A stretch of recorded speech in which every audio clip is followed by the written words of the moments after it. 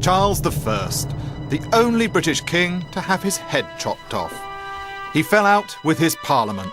He pitched his country into civil war.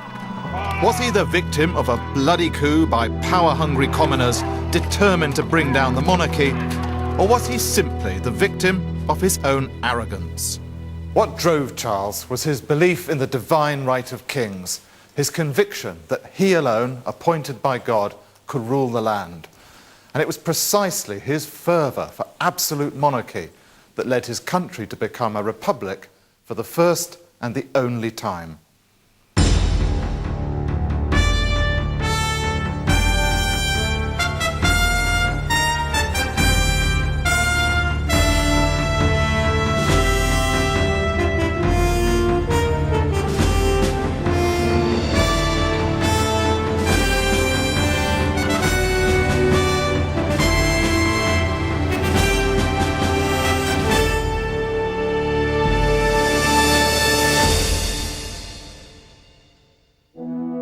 In 1603, James VI of Scotland moved from Dunfermline Palace, just outside Edinburgh, down to London to become James I of England, successor to the Virgin Queen Elizabeth.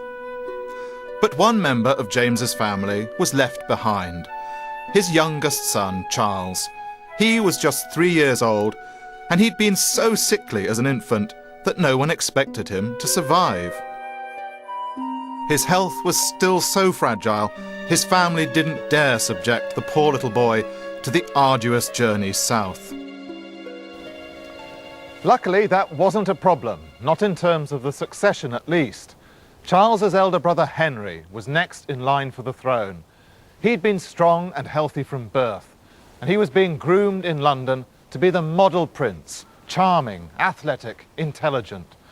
Charles, by contrast, had a rather introverted childhood, moving from one royal palace to another in the company of his tutors and his guardians. But all that was going to change. On the 6th of November, 1612, his brother Henry succumbed to a mystery fever and died. Charles, the weakling prince, was heir to the throne. And that year he suffered a second blow. His sister Elizabeth married Prince Frederick of Bohemia and sailed away to the continent to live with him. Charles, aged 12, was now alone.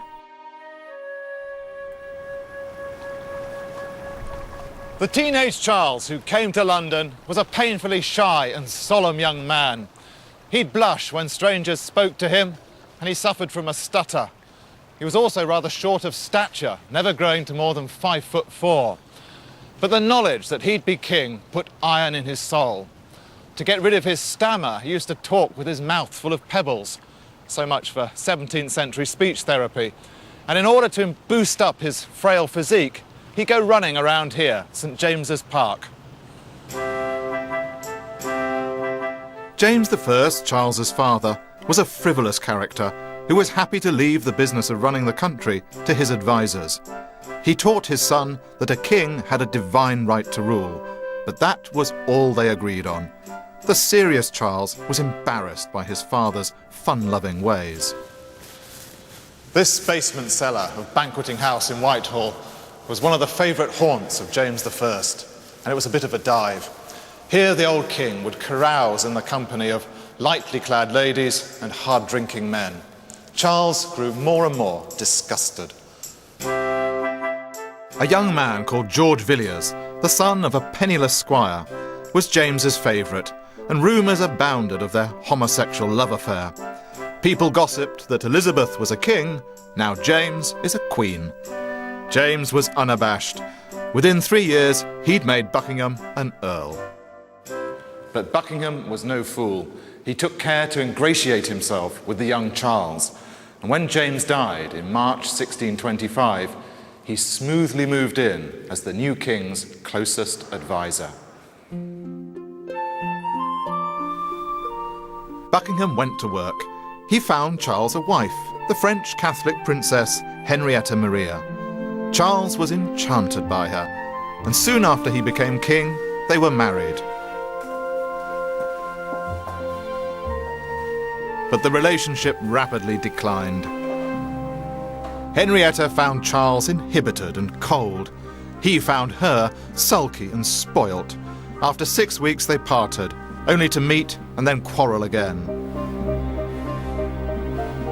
Charles's moody wife was not his only preoccupation. Like most English kings before him, Charles saw war as the means of exercising his powers. Encouraged by Buckingham, he set his sights on Spain, which had inflicted a series of slights on the English crown.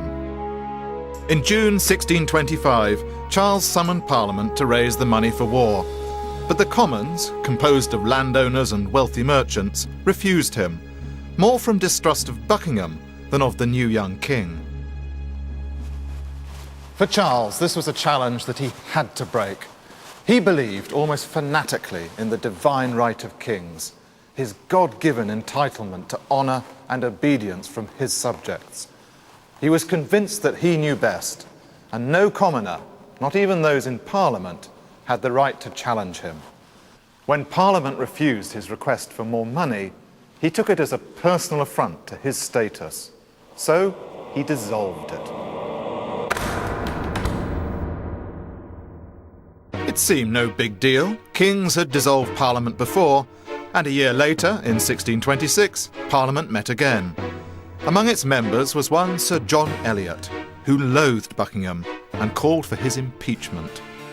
Charles responded by once again dissolving Parliament.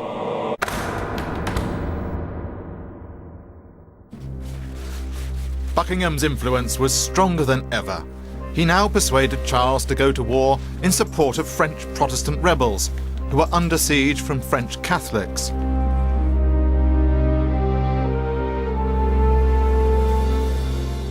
Charles agreed and made Buckingham his Lord High Admiral.